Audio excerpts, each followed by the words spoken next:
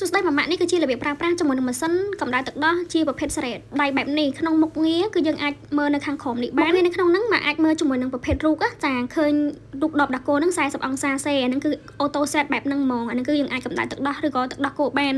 ហើយ70អង្សាសេហ្នឹងគឺយើងកម្ដៅជាប្រភេទចំណីអាហារកូនក្នុងករណីវ័យដែលកូនគាត់ញ៉ាំបជាដំបូងម៉ាក់ត្រូវចាក់ទឹកចូលនៅក្នុងម៉ាស៊ីនសិនក្នុងបរិមាណនៃការចាក់យើងអាចមើលទឹកដោះយើងទីហោចាក់ស្ដែងកូនខ្ញុំ3